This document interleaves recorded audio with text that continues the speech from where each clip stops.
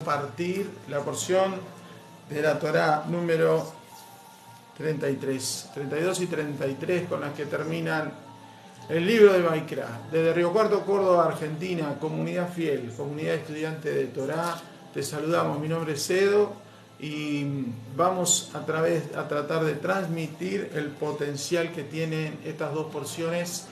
Bejukotai, aquí están los nombres, Behar, esto va para allá, Behar, Bejukotai, que son las porciones que ocupan los tres últimos capítulos del libro de Vayikra, de Levítico, capítulos 25, 26 y 27, como está anotado aquí arriba. Están repartidos. Este es un año ordinario, normal, y por lo tanto se leen en conjunto. En años bisiestos se leen por separado, se estudian por separado. La traducción de Behar es en el monte. Y el primer versículo dice simplemente eso. Hashem le habló a Moshe en el monte Sinaí diciéndole. Esta es la instrucción y ya vamos a volver a por qué aparece el nombre del monte en esta oportunidad. Porque estas porciones representan la cereza del postre, o mejor dicho, para decirlo gráficamente, es el final de toda la ley que Dios transmitió a Moisés en Sinaí. Este es el final de toda una estadía de Moisés en las alturas en compañía del Eterno, quien le proveía los enunciados, los decretos, estatutos y preceptos, todas las misbot que esperaba que su pueblo escogido llevara y celebrara. Estamos en presencia de recibir unos mandatos muy profundos, los que van a terminar, los otros ya los fuimos compartiendo en las demás porciones, pero particularmente las enseñanzas que tienen estos van a afectar y atender nuestra fe, van a afectar nuestra fe en gran manera. El inicio de la Torá, el capítulo 25, va a tratar sobre el año Shemitah. El año Shemitah es el año sabático. El año sabático se cumple al final, empieza al final del sexto año. 6 años de trabajo, el séptimo es Shabbat. Todo el año es Shabbat. Más adelante en el capítulo 25, de 6 periodos y un séptimo de descanso, la Torá vuelve a hablar de 7 periodos de 7 años y al final otro año que es el año Jovel, donde en el año Jovel se alcanza la libertad. El año 50 de ese conteo es el año Jovel, el año donde los propietarios recuperan sus tierras y los esclavos recuperan su libertad. Y ese es lo que está tratado en el capítulo 25 de la Torá y trae todas las bendiciones que produce el celebrar obedientemente estos estatutos que provee el Eterno Dios. Finalmente hace un trato con cada uno de nosotros de cómo nos debemos comportar con aquellos que están en necesidad, que cayeron en ruina, en pobreza o en esclavitud. 3 maneras de alejarse de Dios. Son 3 estados que muestran la distancia a Dios, y la Torá, si bien presenta a estas 3 personas, los esclavos, los que cayeron en pobreza y los que están en ruina, a estos no los califica, sino que califica nuestra conducta y nos pide a nosotros, nos enseña a nosotros cómo debemos conducirnos con aquellos que pudieran llegar a ser del pueblo de Dios, pero esclavos nuestros, y aquellos que caen en pobreza y que necesitan vender sus propiedades para poder seguir manteniéndose. Ese es todo lo que resume el capítulo 25. En el capítulo 26, los 2 últimos versículos cierran la porción Behar, diciendo Dios que no tengamos ídolos y que guardemos los Shabbat y cuidemos su santuario. Ese es el mensaje del versículo 25 primero y segundo del capítulo 26. Pero luego va a iniciar el capítulo 26 la porción esta, en mis preceptos, donde Dios desata una serie de bendiciones, por cierto, pocas pero profundas y abundantes, y también a modo de, pareciera leerlos medio amenazante y intimidador, Dios provee una lista de consecuencias por no andar en los estatutos, de no cumplir los estatutos y la palabra del Eterno. Esto hace que nosotros perdamos la duda, perdamos la desconfianza. Si creímos la salvación a través de Yeshua, si creímos que Él es el camino, la verdad y la vida, entonces esta porción lo que va a hacer es fortalecer nuestra identidad y fortalecer la manera de poder llevar adelante los mandamientos. Yo te quiero referir a una cita que tiene que ver con esto y que Yeshua dijo en su caminar. Vengan a mí todos los cansados y trabajados y yo los haré descansar. Y aquí va a hablar del año sabático y del año Shemitah y del año Yobel, donde hay libertad y donde hay reposo. Mírenme a mí que soy manso y humilde. Ya vamos a hablar de la humildad. Lleven mi carga porque mi carga es ligera y mi yugo es fácil. El yugo del eterno Dios, es un yugo fácil. Yugo es el conjunto de leyes. Nosotros en el mundo, mientras estábamos ciegos y sin una salvación como esperanza, estamos bajo el yugo de la esclavitud. Aquello que se hizo en Egipto, liberar al pueblo de Mizraim, que es estrechez mental, es justamente lo que el Eterno quiere. Nosotros fuimos liberados físicamente de aquel Egipto, pero nuestra mente a veces queda atrapada bajo ese yugo. Y el yugo del Eterno, Él dice, mi yugo es fácil. Mis mandamientos no son gravosos, por ahí hay en una carta escrito. Entonces, lo que vamos a enseñar son promesas o luchas contra la fe, o mejor dicho, por la fe, contra la duda. Contra la duda. El capítulo 26 va a tratar las consecuencias de la obediencia y de la desobediencia. Verdaderamente, totalmente opuestas. Muy bonitas las promesas, pero necesitamos la fe. Y muy terribles las consecuencias. Y aquí también hay que hacer una aclaración cuando lleguemos a ese punto. El último capítulo, la última parte termina exactamente diciendo de aquello que nosotros ofrecemos en donación, aquello que queremos consagrar al servicio del Señor en pos de ofrendar, de dar de lo que tenemos nosotros, y también vamos a tratar un poco esto. Pero la mayor concentración va a estar en este capítulo, en este inicio, donde vamos a ver las promesas muy a fondo. Vamos a ver el reposo. El capítulo 25 dice, transmíteles a los israelitas, versículo 2 de Levítico 25. Cuando ingresen a la tierra que les daré, también deberán observar un periodo de descanso sabático consagrado a Hashem. De modo que 6 años podrás sembrar tu campo y 6 años podrás podar tus viñedos y recoger su fruto, pero el 7º año la tierra deberá tener descanso absoluto. Shabbat consagrado a Hashem. Versículo, tu campo no deberás sembrar ni tu viñedo deberás podar. Tampoco deberás cegar lo que siga creciendo espontáneamente de tu cosecha, ni recoger las uvas que te hayas reservado de tus viñedos. Es un año de descanso para la tierra. Lo que la tierra produzca espontáneamente en el año sabático será para lo que coman ustedes, tu sirviente, tu sirvienta, tu jornalero, los residentes que vivan contigo, y también para tus animales de ganado y otros animales que haya en la tierra. Ese producto servirá como alimento. En estos 7 versículos hay una batalla que va a empezar ahora que empecemos a hablar. Aquí arriba. Y vamos a mirar cómo la desatamos y la resolvemos.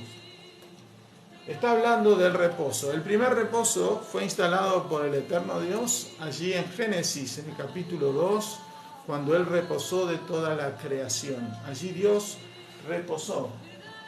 El hombre fue mandado a reposar o a hacer el reposo. Escrituralmente aparece en Éxodo capítulo 16, cuando ellos se quejaron hace una semana atrás temporalmente, estamos justo en esa semana, se quejaron porque no tenían comida, se les había terminado la provisión desde que salieron de Egipto y ahora se quejaban. Y Dios dijo, ahora van a tener maná.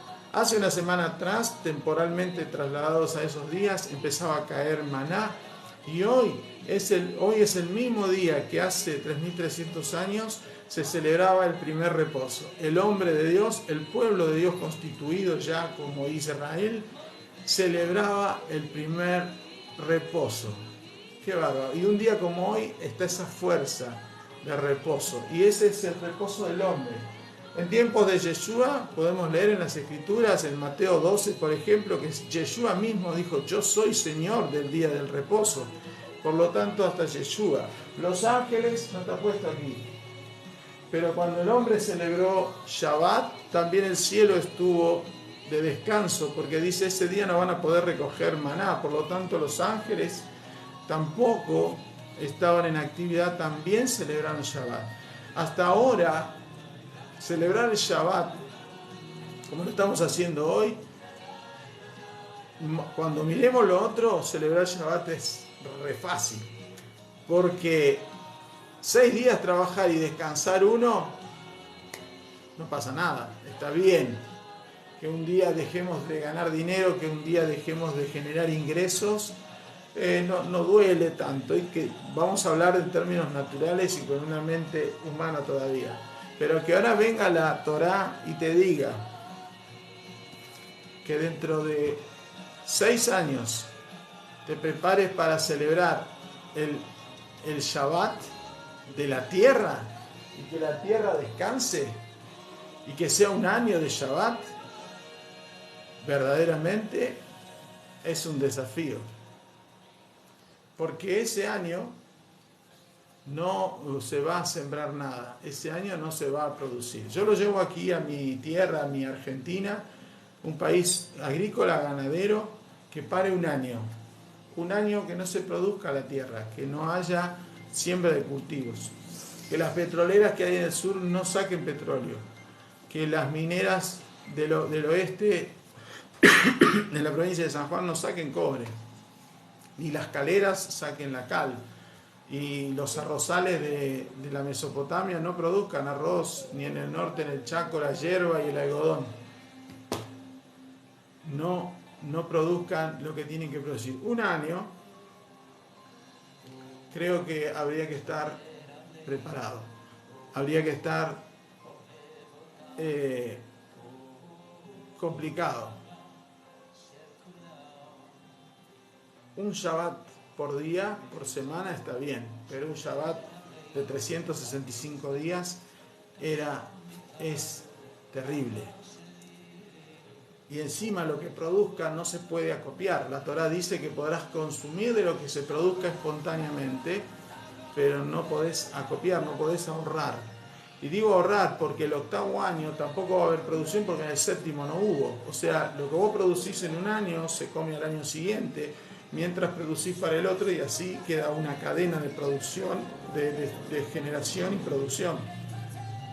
Pero si un año se para, el año siguiente hay que producir y por lo tanto tampoco hay para comer, para acopiar, para generar ingresos. Y ese es el desafío a nuestra fe. ¿Qué hacemos cuando se cumplan? Si empezáramos a contar hoy, ¿qué hacemos dentro de 6 años cuando sepamos que al 7º no hay, por obediencia, no hay producción, no hay que generar nada? Solo vamos a comer lo que la tierra produzca naturalmente. ¿Por qué el Eterno ahora instala la tierra para que descanse? Por una razón. Hay que corregir algo, hay que hacer una rectificación. La rectificación es aquella que fue dañada en el origen. El hombre produjo y trajo maldición. Si leemos Génesis capítulo 3, La Torá es clara y dice que por causa del hombre, maldita fue la tierra. Y es algo que verdaderamente es muy difícil. En el capítulo 3 dice, al hombre dijo, en el versículo 17, por haber escuchado la voz de tu mujer y haber comido del árbol que específicamente te prohibí, sobre el que te dije no comas de él, maldita será la tierra por tu causa. Con sufrimiento comerás de ella todos los días de tu vida. Espinos y abrojos producirá para ti y comerás la hierba silvestre. Con el sudor de tu rostro comerás el pan hasta que te vuelvas a la tierra donde fuiste tomado, porque polvo eres y polvo volverás. Esa tierra nunca fue redimida, esa tierra nunca fue rectificada. Con esto que el Eterno pide, la tierra alcanza su liberación. La tierra alcanza su grado de purificación. A partir de aquí, la tierra es redimida para Israel.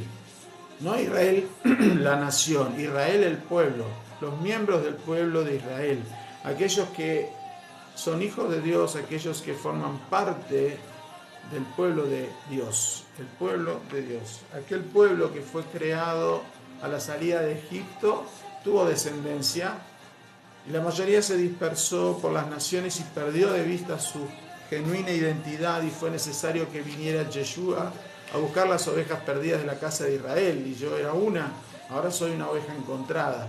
Y así muchos se identifican de esta forma y reconocen esto. Lo que yo estoy tratando de decir es que Dios necesita rectificar el sistema completo y por eso le da reposo a la tierra. Esto es nada más ni nada menos que una muestra de lo que va a ser el milenio mesiánico, el milenio final. Para que comprendamos, hoy nosotros estamos cursando el día sexto. Un día es como 1000 años. Está escrito. Y si un día es como 1000 años, nosotros estamos cursando el día sexto desde la creación. Estamos en el tiempo de trabajo. Todavía no llegó el séptimo día para hacer el Shabbat eterno, donde todos reposaremos, donde no habrá más nada de lo que sucede en el mundo, sino que todo será armonía, luz, shalom. No, va a haber una Jerusalén nueva, un cielo nuevo, tierra nueva, así dice Apocalipsis. Entonces lo que tenemos que mirar es una mirada totalmente mesiánica a todo esto, esta enseñanza, y nos dice que durante 6 años, o sea, un periodo de 6, vamos a tener que, podemos sembrar el campo y podemos podar viñedos. 6 periodos. En Génesis dice que 6 días trabajará el hombre, pero el séptimo reposará. En Éxodo 31, cuando se da la instrucción del Shabbat, dice que esta es la señal entre yo y mi pueblo, yo e Israel. 6 días trabajarán, pero el séptimo es santo, es sagrado, es día de reposo. Todas estas miradas hablan de que tenemos 6 días o tenemos 6000 años para corregir.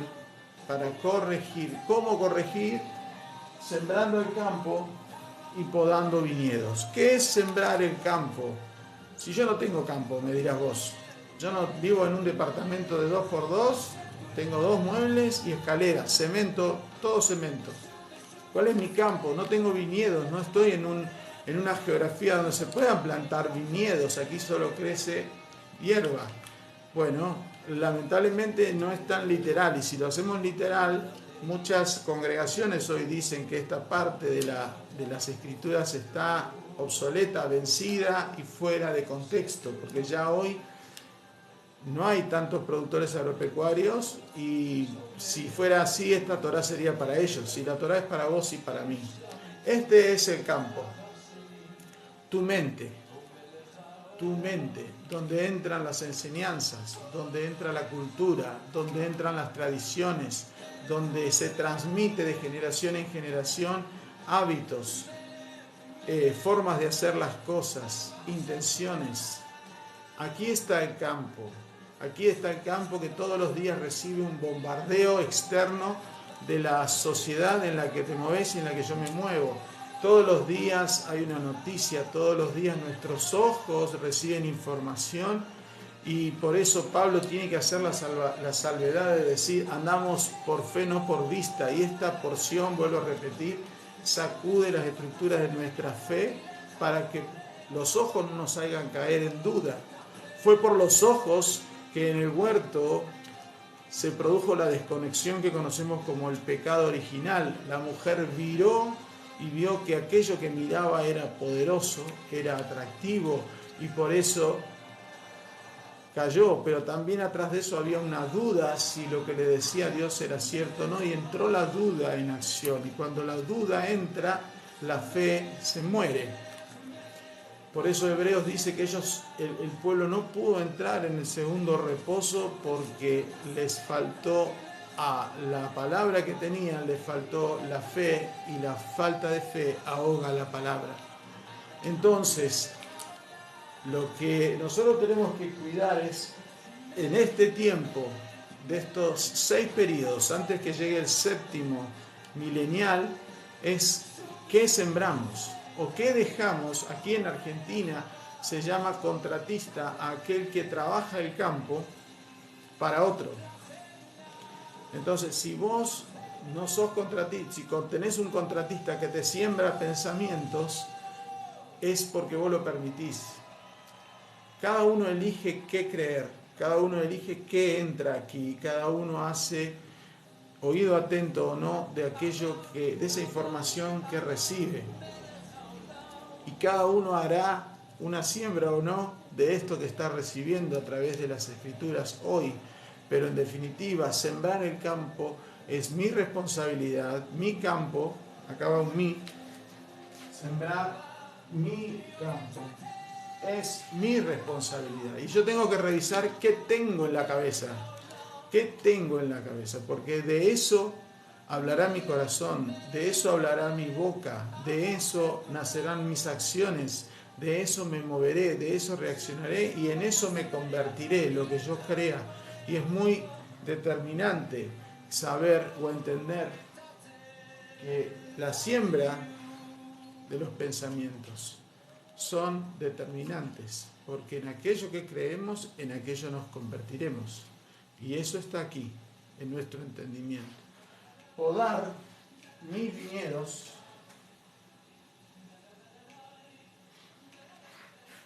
el viñedo produce obviamente la uva que hace el vino, y el vino es símbolo de alegría. Y tenemos que saber que hay que podar viñedos. ¿Cuáles viñedos? Los que producen alegría, pero no producen gozo. Hay alegrías que son emocionales, y en el reino las emociones distorsionan la verdad, o mejor dicho, pueden hasta abortar el plan. Las emociones no sirven en el reino. Y hay alegrías que vienen por emociones, pero la verdadera alegría es ese gozo interno de saber que hay una manera de vivir conforme a las Escrituras que no es gravosa y que su yugo es fácil. Eso es lo que tenemos que cuidar. En qué cosas gastamos la energía y en qué pensamientos, quiénes son los que alimentan nuestros pensamientos o con qué nos alimentamos. La Torá hoy nos pide, al final dice: guarden mis estatutos, perseveren en ellos, y ahora vamos a ver un poco más. Pero aquí estamos viendo de que estamos en pleno periodo de trabajo. Lo importante no es trabajar en un trabajo de artesanía, de manos. Sí hay que, obviamente me dirán, pero bueno, ¿de qué voy a trabajar? Sí, está bien, tenés que generar, tenés que producir tu salario, tu ingreso para abastecer a tu casa, para proveer. Estoy de acuerdo, no digo eso. Pero el trabajo que habla la Torá es que en medio de esas tareas diarias, de esas responsabilidades, en medio de ese trajinar, lo que tiene que haber es un trabajo de rectificación, de revisar cómo alimento mi mente y de revisar en qué gasto mis alegrías o verdaderamente qué alegrías tengo. El gozo no se pierde, la alegría es pasajera y hay que verlo desde un solo ángulo a esto, y eso lo vamos a ver al final para cerrar. Desde dónde tengo que entender toda esta posición. Estos versículos del 1 al 7 muestran cómo va a ser proféticamente el periodo y qué es lo que va a ocurrir. Va a ser un año de reposo total y eso es lo que nos pide, pero verdaderamente el desafío es invitarnos a practicar ese reposo celebrando el Shabbat. Si vos que estás recibiendo esta información y crees que sos parte del pueblo del Eterno, pero no practicas Shabbat, bueno, sería bueno que lo ensayes, porque es maravilloso, es muy bueno, es saludable, es necesario, y es ahí donde la fe se fortalece, es ahí donde la fe se prepara, me prepara para enfrentar la nueva temporada, que es la semana que va a empezar hoy cuando ya se ponga el sol. Entramos en la segunda parte del capítulo 25, que habla del año Jovel. El año Jovel es al final de siete grupos de 7 años, 7 semanas de 7 años, o sea 49 años. El año número 50 es el año Jovel, el año del jubileo. Y allí es donde se recupera, aquí lo vamos a anotar, se recupera la libertad de los esclavos y se recupera la tierra. Hoy nosotros estamos pasando un proceso de 7 semanas, o sea, 7 semanas de 7 días, hasta llegar a la celebración de Shavuot. Es un periodo de 50 días. Eso es simplemente una mini puesta en escena del año Jovel, porque en Shavuot alcanzamos la tierra prometida, alcanzamos la consolidación y alcanzamos la Torá, que es la que trae la verdad, y la verdad nos hace libres. Eso es lo que hacemos. Ahora yo quiero mostrar esto, que también es entender que el reino de los cielos, materializado en la tierra a través del rey David, es lo que representa este año Jovel. El Jovel son 50 años. En hebreo la letra Nun, esta, Nun vale 50. Y es la número 14 en el ordinal, o sea, es la letra número 14, empezando por la Aleph del alefato, donde aparece la letra Nun. Este nombre es David. David es Dalet, Vav, Dalet. Y estas letras, también la suma de estas letras da 14. Esto vale 4, esto vale 6 y esto vale 4. El año Jovel habla del reinado, de la manifestación del reino de los cielos. El año Jovel habla de la manifestación del reino de los cielos. Y va a ser en ese periodo, en ese peregrinar, en ese tiempo. Lo que estamos nosotros ensayando todas las semanas son 6 días de trabajo, o 6.000 años de trabajo, o 6 periodos de trabajo de rectificación interna para alcanzar un reposo donde vamos a ser llenos de esa presencia, llenos del eterno Dios. Eso es lo que trae. Ahora, cuando termina de hablar el periodo, el año Jovel, aparece un mensaje muy importante que dice, en el versículo 20, dice así: y si se cuestionasen, ¿qué comeremos en el 7º año, ya que no podremos sembrar ni recoger nuestros productos? La duda. ¿Qué comeremos? La duda.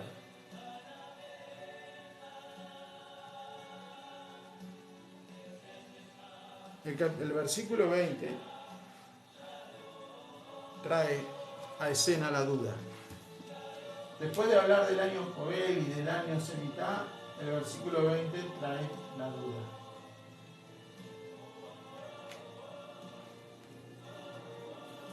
A pesar de que en el versículo 18, el anterior, y el 19, o sea, los anteriores dicen: cumplan mis decretos, observen mis leyes y cúmplanlas.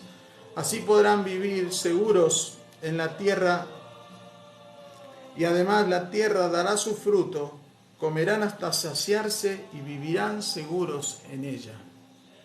La tierra dará su fruto, comerán hasta saciarse y vivirán seguros. Eso es lo que Dios dice. Si cumplen los estatutos, estos que son el postre de todos los estatutos que se leyeron, que integran el libro de Levítico y Éxodo, si los cumplen, yo les garantizo la provisión. En el versículo 18 y 19 está la provisión. En el 20 aparece la duda de aquellos que digan: bueno, ¿y cómo es? Pero acá ya dio la provisión. El versículo 22 dice: sembrarán en el 8º año, pero continuarán comiendo la cosecha vieja hasta el 9º. Hasta que esté disponible la nueva cosecha, continuarán consumiendo la cosecha vieja.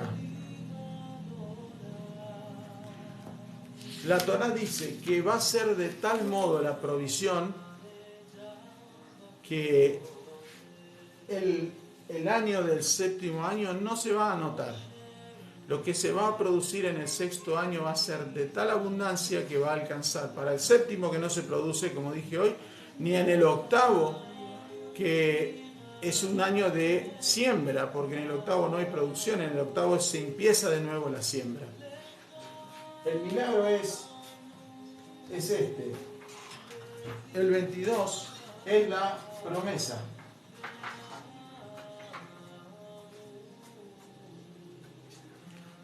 El versículo 22 habla de la promesa. Sembrarán en el 8º, pero continuarán comiendo la cosecha vieja hasta el 9º. Quiere decir que el año 6º, que es el último de producción, va a servir para el 7º, para el 8º y para arrancar el 9º, hasta que a final del 9º venga la producción.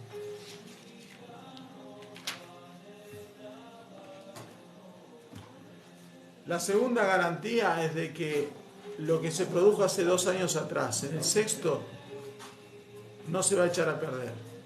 ¿Cuánto tarda una fruta que compres hoy, y aunque la tengas en la heladera, cuánto puede llegar a durar? ¿Cuánto llega? ¿Cuánto llega a tardar? ¿En qué tiempo se echa a perder? 3 días, 4 días, se arruina, se pudre, ya no tiene el mismo sabor. Acá te está diciendo que va a estar 3 años, porque en el 9º vas a comer lo del 6º. Esa es la promesa para eliminar la duda. El secreto está en el comienzo del 6º año. Dios dice, a ver si puedo graficar esto, que el 7º año, el 8º vas a comer lo del 6º y te va a durar hasta el 9º. Ahora, ¿cuándo se activa la provisión y la promesa? Al comienzo del 6º año. Si una persona se pone a trabajar y no decidió en el 6º año que va a ser el año Shemitah, el año sabático, y lo va a poner a trabajar, ahí no va a recibir esa provisión. Él no va a tener multiplicación, él no va a disfrutar de una magra producción. El Eterno usa el 6º día, el peor día, el 6º año para producir el doble. ¿Cómo llegás al 6º día de la semana? ¿Cómo es tu llegada al 6º día de la semana? Cansado, agotado. Bueno, el Eterno usa el 6º año de producción de la tierra, cuando está gastada, cuando ya se le sacaron todos los nutrientes, para decir: yo te desafío en fe a que el sexto año va a ser el que más produzca de todos los otros años, de tal forma que el producto va a ser abundante, va a durar hasta el noveno año y va a ser buena calidad porque no se va a echar a perder en esos 3 años. Esa es la seguridad que ofrece el Eterno en esta promesa.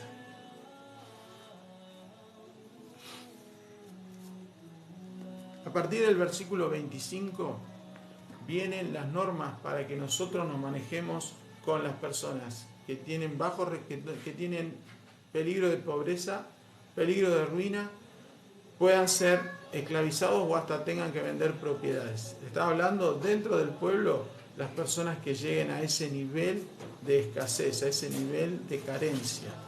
¿Saben quiénes son estas personas? Están mencionadas en el versículo 25, 35, 39 y 47. Estas personas son las que se quedaron con la duda, las que no creyeron a la promesa y no entendieron la provisión. Aquí están las personas en ruina y en pobreza. Por eso la Torá no habla de ellas directamente. Habla de cómo tenemos que nosotros tratar a esas personas. Pero no habla de ellas porque de ellas ya habló acá. Son las personas que dudan que al final, en el séptimo año, están haciendo trabajar la tierra. En el séptimo año siguen usando de los recursos de la tierra. Ni siquiera lo consideraron en el sexto año, y si lo consideraron, la duda les ganó a creer que Dios podía proveer mucho más abundantemente de lo que la tierra en un sexto año de periodo de trabajo, cuando ya se le consumieron todos los nutrientes, se puedan usar. Aquí la fe es desafiada. Tu fe, mi fe. De la misma forma, la forma de practicar esto es hacerlo en la semana, porque la semana tiene 6 periodos y un séptimo que es Shabbat. Pero al principio del sexto tenés que tener conciencia y decir, el Eterno me va a proveer para hoy, para el Shabbat y para empezar el domingo, el octavo día. El Shabbat se prepara mucho antes con nuestra mente. Es más, todos los días de la semana tienen un ordinal, día primero, día segundo, día tercero. Esa es la denominación original en Génesis. Pero solo el Shabbat tiene un nombre. Y eso significa que los días de la semana fueron creados para resaltar el Shabbat. El Shabbat es el centro de toda la atención del Eterno Dios. Y el Eterno Dios lo único que quiere es proveernos. Él dice, crean en mí, yo voy a proveer abundancia, no les va a faltar nada, no se les va a negar nada. Esa es la seguridad que nosotros tenemos. Esa es la seguridad que nosotros tenemos.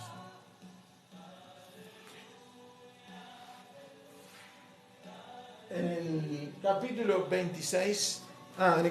26, con el cual termina los 2 primeros versículos de Levítico, dice, no se hagan ídolos, no levanten estatuas o pilares, ni coloquen piedras en la tierra donde postrarse. Yo soy Adonai, el Elohim de ustedes. Cuiden mis días de Shabbat y reverencien mi santuario. Cuiden mis días de Shabbat y reverencien mi santuario. Cuando fueron dictadas estas leyes no había santuario, había un tabernáculo, el Bet Hamikdash. El santuario no estaba. El Mishkan, perdón. El Bet Hamikdash es el santuario que recién fue construido por Salomón muchísimos años después. ¿Por qué habla de santuario? Él está hablando proféticamente diciendo, va a haber un santuario que va a ser mi garantía. El santuario va a estar mientras ustedes se comporten guardando mi Shabbat y guardando mis estatutos. ¿Por qué hay que cuidar el Shabbat? Porque en el Shabbat nos fortalecemos en fe, nos llenamos de la luz del Eterno. Y si llegamos con una conciencia preparada a ese Shabbat, la revelación va a ser maravillosa. Vamos a tener enseñanzas mucho mayores y superiores que la que por ahí estás recibiendo. Aunque digas que esto puede ser bueno o más o menos, no lo sé, esa calificación es tuya.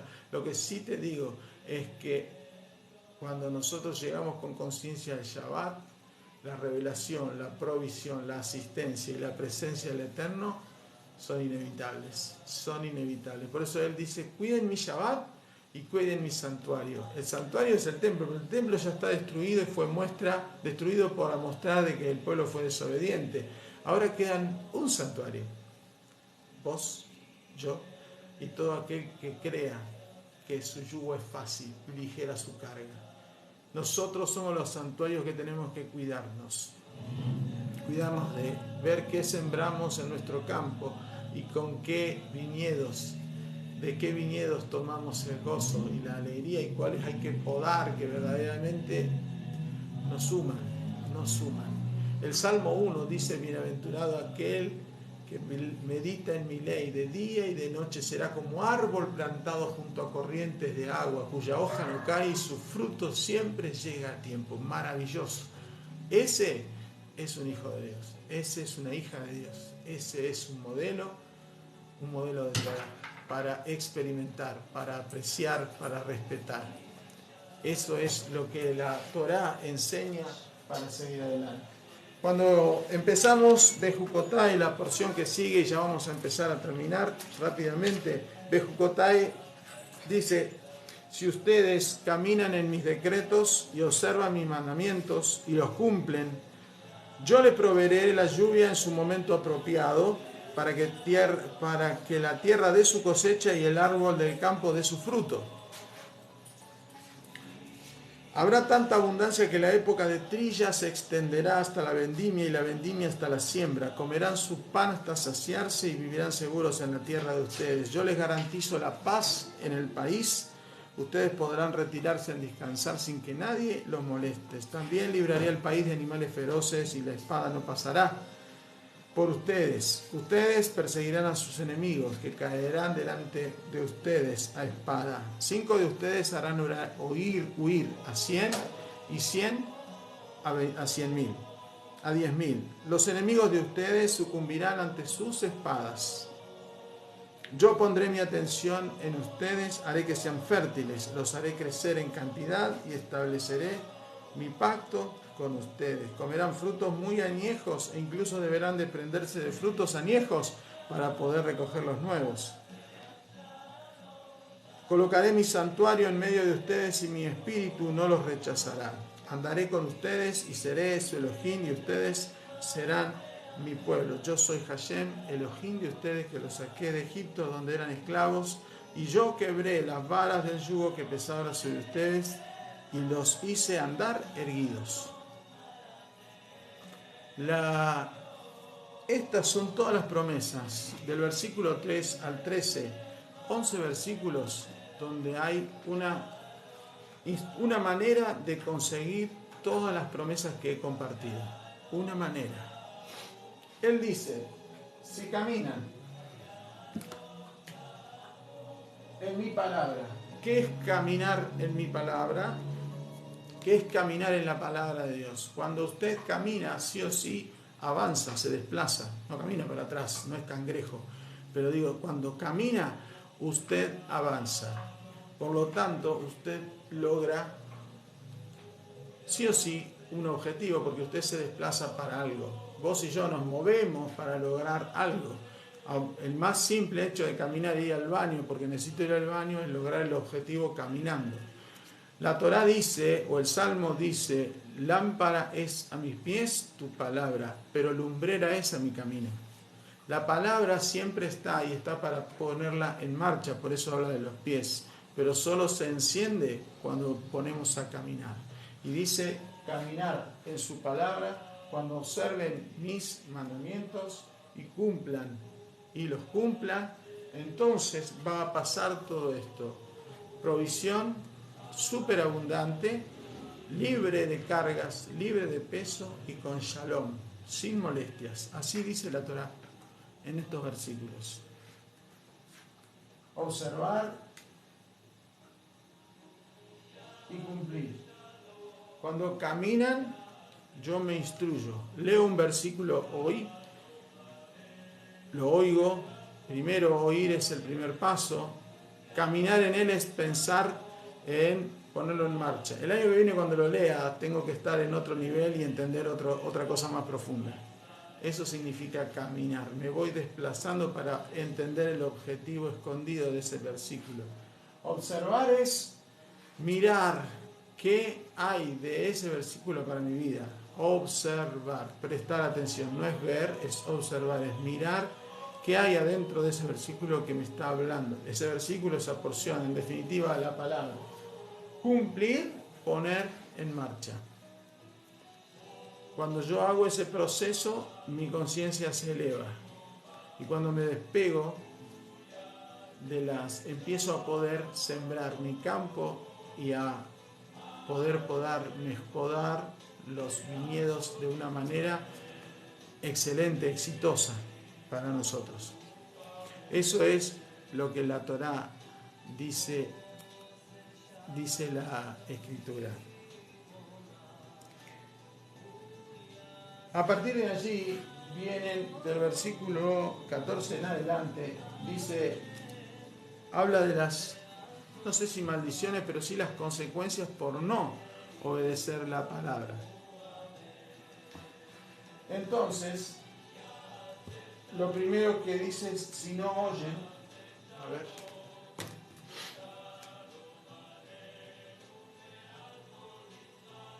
no oír, despreciar, rechazar y no cumplir.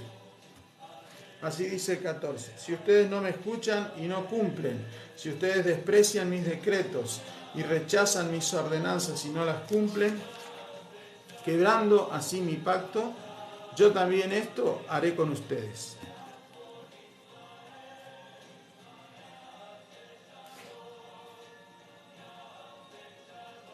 En el versículo 21 dice, si anduviesen conmigo en forma esporádica, o sea, un día estoy, otro día no estoy, me falta, lo busco al Señor, no me falta, no lo busco nada. Esto es el 21 del capítulo 26. Y se negasen a obedecerme, les mandaré otra plaga, otras 7 plagas, como las transgresiones de ustedes. Dice que va a mandar 7 plagas como las transgresiones. Aquí hay 4 transgresiones. El asunto es que cuando yo desprecio la palabra, desprecio la Torá, también desprecio a la persona que practica la Torá. Cuando yo rechazo la Torá, también rechazo al que estudia la Torá. Y cuando yo no cumplo la Torá, soy modelo para que no la cumpla otra persona.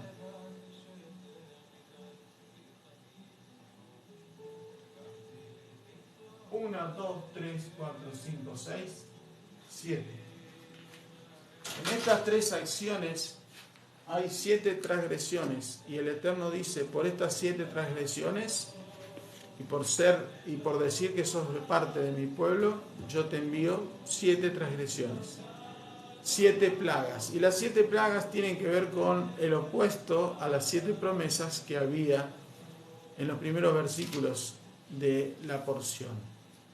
Va a haber pobreza, va a haber carencia, vas a producir, pero se lo van a comer otros, vas a traer dinero a casa, pero se te va a gastar en un montón de cosas que vos no tenías pensado gastar porque surgieron urgencias.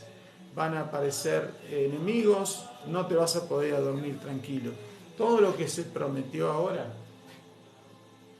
se viene atrás porque hay un andar esporádico, como dice el Eterno.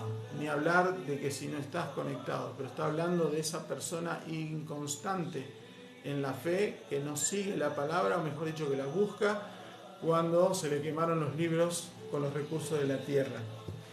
Eso es lo que está mandando a tener en cuenta. La porción desafía nuestra fe, nos pide obediencia a la fe emuná, la fe obediente. Eso es lo que está insistiendo el Eterno. En el capítulo final, en el 27, hay votos y donaciones y hay maneras de hacerlo. Muestra cómo rescatar y cómo presentar las ofrendas y cómo hacerlas. Para nuestros tiempos, la verdadera ofrenda, el verdadero sacrificio para darle al templo para que funcione la comunidad, para que sea una cuestión de unidad, es entregar por entero todo nuestro ser. Romanos 12:1 dice: ofrezcan en sacrificio vivo todos vuestros miembros. Y el versículo 2 dice: renuévense en el espíritu de vuestra mente, para que comprendan la buena, perfecta y agradable voluntad del Padre. Aquí compartimos la buena, perfecta y agradable voluntad del Padre. Eso es lo que Él quiere que nosotros vivamos. Dios está más desesperado que nosotros en hacernos prosperar, en hacernos bendecir. Su amor, su misericordia va más allá que la lógica y el entendimiento. Él quiere que celebremos sus fiestas, su Shabbat, porque es allí donde Él se glorifica y donde produce y donde armoniza. Y ahí nosotros es donde fortalecemos nuestra fe. Las enseñanzas de hoy han traído ese desafío a la fe, de creer que Él es proveedor aun cuando pareciera que si no trabajamos, si no traemos nada a casa, nos vamos a morir de hambre, vamos a andar como mendigos y no vamos a poder cumplir con las obligaciones.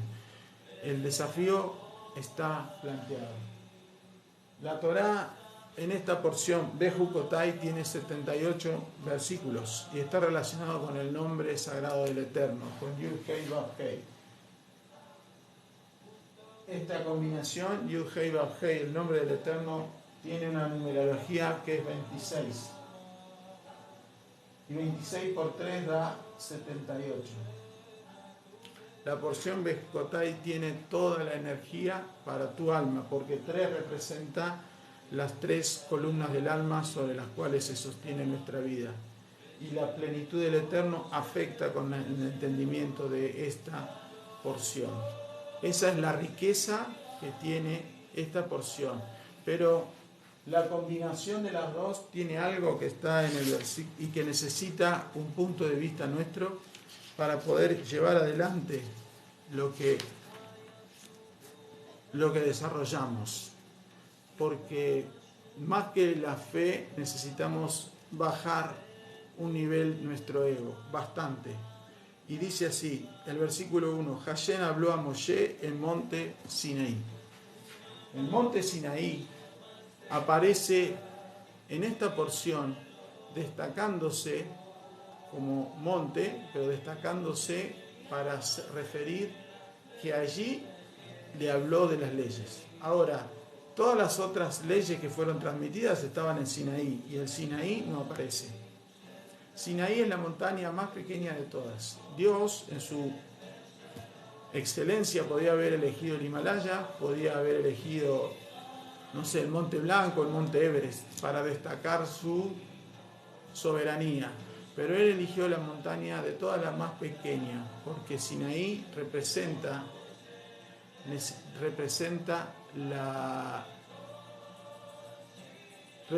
nuestra humildad. Solo en humildad podemos llevar adelante el plan soberano del eterno Dios. Solo en humildad podemos llevar adelante el desarrollo de estas instrucciones. En el libro de Isaías, capítulo 57, Dios muestra dónde Él habita. Así dijo el alto y sublime, el que habita la eternidad y cuyo nombre es santo. Yo habito en la altura y la santidad. Yo habito en la altura y la santidad. Y con el quebrantado de humilde y de espíritu. Lo que te estoy diciendo es que Dios tiene habitaciones compartidas. Él comparte habitación con el humilde y el quebrantado. ¿Dónde? En la santidad y en la altura de conciencia, para hacer vivir el espíritu del humilde y vivificar el corazón del quebrantado. Está hablando de pacto, está hablando de unidad, de habitar juntos. Si guardáis mis mandamientos, haremos morada en él. Así dijo Yeshua. Vendremos a él y haremos morada en él. En un corazón humilde, Dios se glorifica, se instala, y desde ahí, desde Sinaí, es de donde se pueden apreciar y entender mejor la buena, agradable y perfecta voluntad del Padre. Tenemos que comprender la profundidad de esta Torá, de esta enseñanza, pero solo desde la humildad. Es el único lugar desde donde se puede llevar adelante la práctica. Este es el mensaje desde Río Cuarto, Córdoba, Argentina. Damos por terminado el estudio. Yo no sé si hay consultas o inquietudes. Hay saludos. Bueno, hay mucha participación. Si hay alguna otra consulta o pregunta, pero el estudio tenía que ver con desafiar nuestra fe, pero ponernos en una posición de humildad, entender que nosotros no podemos decidir nada si no está escrito en la Torá. Cualquier decisión puede complicar ese plan de bendición y de provisión que tiene el Eterno para cada uno de nosotros. Desde aquí te saludamos, esperamos volver a encontrarnos el próximo Shabbat y compartir una nueva porción, ya la primera del libro de Números, del